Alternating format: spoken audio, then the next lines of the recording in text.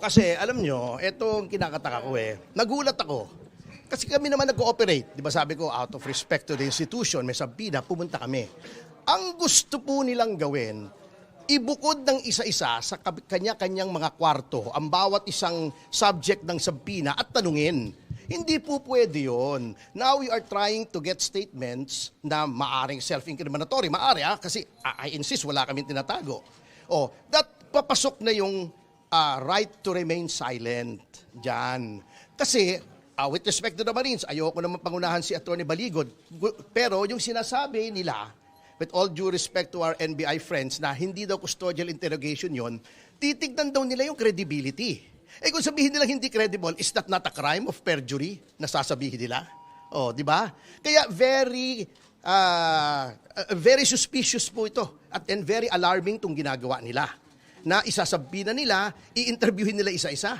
Alam naman nila, isa lang ang abogado ng 18.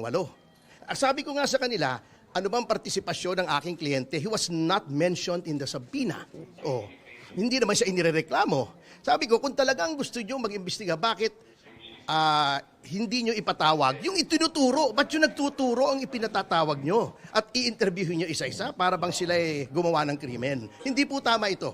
This is a form of harassment, intimidation, and it intends to send a chilling effect to those na gustong magtestigo pa na kapag kayo nagtestigo, itong gagawin sa inyo. Interviewin kayo, patatawag kayo, imbestigahan kayo na para bagang kayo na yung kriminal.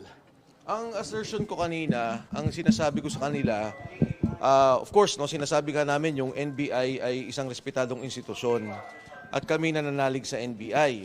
Pero ang tanong ko, kung ini-establish lang yung identity ng mga tao, de-establish nila. Kasi kung tatanungin nila yung mga tao, sabi nila kasi hindi, may karapatan kaming imbestigahan yung iba pang labas doon sa deputization.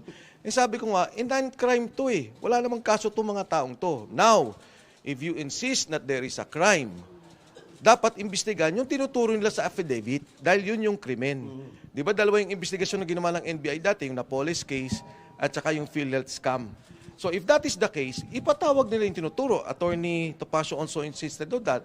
Sabi ko nga, kung magsasabi ko yun ng tama at oo, na ipapatawag nyo si Sandro Marcos, ipapatawag nyo si Speaker Martin Romualdez, ipapatawag nyo si Pangulong Bongbong Marcos na nabanggit dun sa affidavit, yan, papayag kami sa totohanan at kabuwang investigasyon. Pero kung iimbestigahan yung mga tao na nagsalita, anong krimen doon? Anong krimen ang nagawa nila? At anong krimen para imbestigahan ng NBI? Pero with your indulgence, hindi po ba ang proseso po ng investigasyon, normally po pag may nagreklamo, kinukuha mo muna yung facts, lahat Yes. ng nagreklamo. Correct. After that, yung po mga inaakusahan yung susunod po ipapatawag. Correct. Dito po sa NBI. Correct. Would you agree na ito po yung preliminary step na gustong gawin ng NBI? So pagka ako pala nag-file sa korte, pag nag-file pala ako sa korte, tatanungin muna ng piskal, sino ka ba? May kaso ka ba? Ikaw ba ay kriminal? Ikaw ba ay kung saan ka nanggaling? Sino nagpopondo sa'yo? Hindi naman tatanong ng piskal yun Di ba? Sa investigasyon niya Ang iimbestigahan niya yung krimen na sinasabi ko. Ngayon, batay doon sa krimen, yung mga kalaban, yung mga inakusahan na tumanggap ng pera, sila magsabi na ito walang kredibilidad, ito hindi totoo, ito hindi totoo. But for us to be investigated initially by the investigative body, yun ang mali. Kami na bigla ang may kasalanan. Nag-file ka sa piskal, nagreklamo ka, sinabi mo yung katotohanan sa pagnanakaw dito sa gobyerno, pagkatapos ikaw inimbestigahan, parang di ata tama. Excuse me lang, sasagutin ko si John, from a legal standpoint. Ganito po yung sinasabi mong proseso, ganito yung sinasabi mong proseso kasi. You file a complaint. Nag-aalledge ka ng mga krimen doon. Since that is an affidavit, meaning to say it is under oath, at nung isang araw pumunta rito yung notaryo at napatunayan niya, siya ay tunay na abogado, siya ay notaryo at humarap sa kanya yung 18 na mga nagsagawa ng affidavit. That entitles the affidavit to full faith and credit upon its face. Ano pong ibig sabihin yan? Kung walang kokontra dyan, yan na ang totoo. Sino ang dapat kumontra dyan? Yun bang piskal o yung NBI? Hindi po. Yung binabanggit. Tama. Ikaw ang magdefensa. Ikaw ang magsabi, bakit hindi totoo itong sinasabi? Ito ay hindi totoo. Ito kasinungalingan. Ito, walang katotohanan nito. Bakit sila ang nag-establish kung meron o walang katotohanan? Again, an affidavit duly sworn before a notary public is entitled to full faith and credit upon its face. Paniwalaan mo muna yan. Patawag mo muna yung kabila. Pag napatunayan ng kabila na walang katotohanan, saka mo i-dismiss. Hindi yung ikaw ang bubusisiin mo yung complaint. Hindi po ganun yun. You're questioning the process, sir. Yes, the process. Kasi sinasabi nila, the NBI has plenary powers. Meron. Ngunit, the powers of government are not limitless. Kailangan germane to the purpose. Ano bang purpose nito? Merong 18 nag-execute ng affidavit, may sinasabing krimen. You cannot go beyond that. To establish the identity, since this is a sensational case, fine. Sila ba, are they who they say they are? Talaga bang naging Marines yan? Saan ba nakatira yan? Etc. etc. May asawa ba yan? Personal circumstances.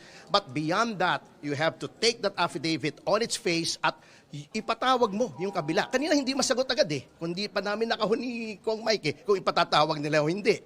Pwede ba naman yun? Ang pinatawag mo yung nag-complaint? Sinumpaan na yan? Ay, sorry, partner. No. Go ahead. Ang sinabi ko kay Attorney Raimundo kanina, can you imagine, you go through a budget deliberations, tapos makikita tong ganito, na yung resources ng government, ginagamit para sa ipag-imbestiga ng isang sinasabi niyong hindi namang krimen. Kasi sabi nila, establishing the identities.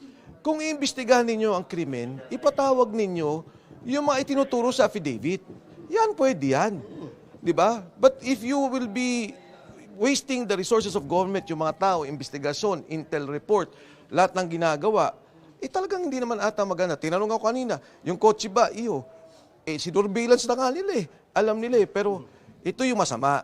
Kung interesado tayo sa korupsyon, dapat doon tayo nakatutok. Huwag natin gamitin yung pondo ng gobyerno para sanggahan o protektahan yung mga na-involve sa korupsyon. So kung hindi kayo makikipagtulungan sa investigation, hanggat hindi pinapatawag yung mga inaakusahan ng mga former na sinasabing Marine? Hindi, makikipagtulungan kami sa investigasyon. Wala namang problema doon. Ang problema lang, ang sinabing deputization ng ombudsman dito, establishment of their identities. Di ba? Yun ang mga sinabi. And if I may quote directly yung sinabi ng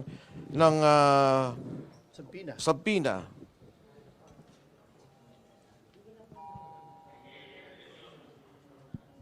Sorry Ito sabi niya, ang subject matter to provide relevant information on the investigation being conducted by this Bureau in relation to the deputization to conduct background investigation and verification from the Office of the Ombudsman. Yun ang sinabi. Background investigation and verification. Yung sa GC ko po, meron po kopya niyang sabina na yan. You can see for yourselves. Sorry, just to simplify, ang pagkakaintindi namin, ang ginagawa ng NBI, check din nila yung credibility nga po kung nagsisinungaling ba yung nag-aakusa. May I answer that, partner? Go. That is not the job of the NBI at this point. Katulad nga ng sinabi ko, entitled to full faith and credit. Hayaan nilang sumagot yung kabila, tignan nila kung sino mas credible. That is the time. Hindi ngayon. Unilateral pa lang ito, isa pa lang titignan mo agad. Hindi po, that's not how it works, ang ating sistema. So do you think it's unfair? Not only unfair, it's very legally questionable. Number 2, di ba ang ombudsman under our constitution is supposed to be an independent body? Independent. Kaya nga may sariling field investigation office yan. Bakit ipapasa mo sa isang departamento, institusyon na nasa ilalim ng executive? The NBI is under the Department of Justice. Nawala na yung independence. Hindi pwede. If they want to get the background of these people, dapat yung ombudsman, although nasa Ombudsman Act, they may request the assistance of any agency.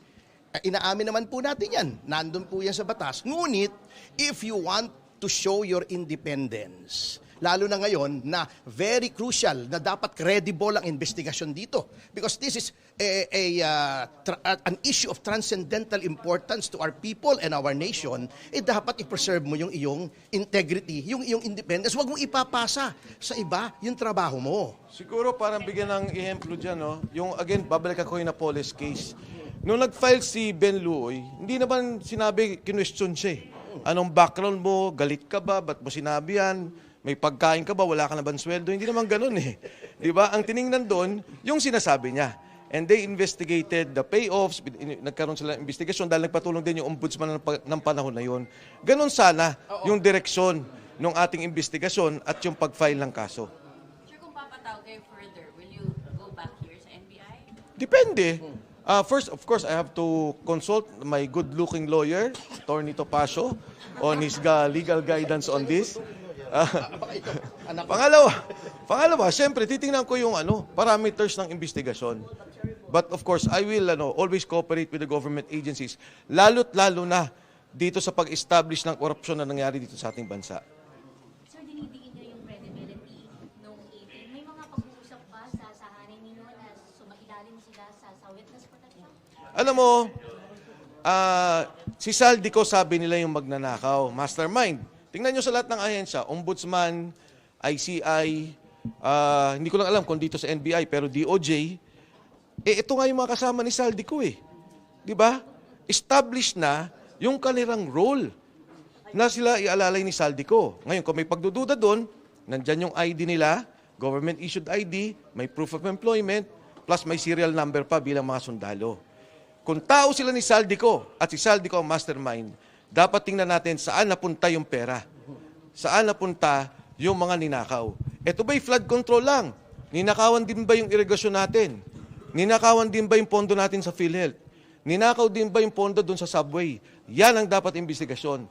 Dahil yan, tayong lahat na Pilipino ang apektado.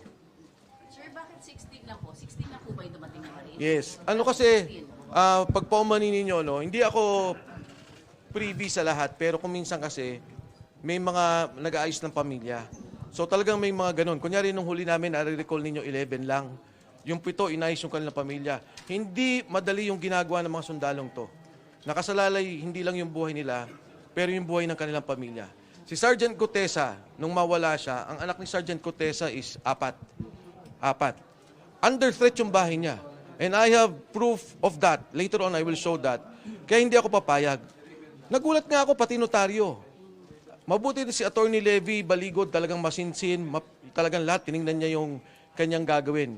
Pati yung notaryo, isipin nyo, kinwestiyon ka agad. Again, bakit yung ganun ng direksyon? Hindi ko maintindihan. Dapat yun, depensa ng mga akusahan. Yung mga dapat tinuturo, magsalita nun, na ikaw wala kang kredibilidad, sinungaling ka, yung notaryo mo, palpak. Diba? Ikaw, ganito background mo. Hindi eh. Doon pa lang sa umpisa. Blue ribbon pa lang. Tinitigil na. Ombudsman pa lang, tinitigil na. Sino pa magsasalita dito sa nakawan sa ating bayan? Parang sila na defense counsel ng mga inaakusahan eh. Yun ang mabigat eh, di ba? Sila na ang defense counsels. Sir, for soundbite purposes lang, doon sa issue ng retired general na nag-recruit dito sa 103 bodyguards po ni Saldico and yung mga logs, flight logs daw ng air taxi does not coincide doon sa allegations po. Your take on that, sir? Okay, unang-una sa retired generals, hindi naman yun na lumang kwento. Meron na talaga mga retired officials, hindi lang generals, na kasama si Saldico. Kung yung tinasabi ni Attorney Matibag ay may mga sundalong tumutulong sa mga Marines, meron. I'm not allowed to name them. Wala akong karapatan na i-name sila. Pero maraming mga sundalo na sympathetic sa mga sundalong to. Pangalawa dun sa air taxi, kanina kasi narinig ko kay Attorney Levy, again, he will be the one to explain.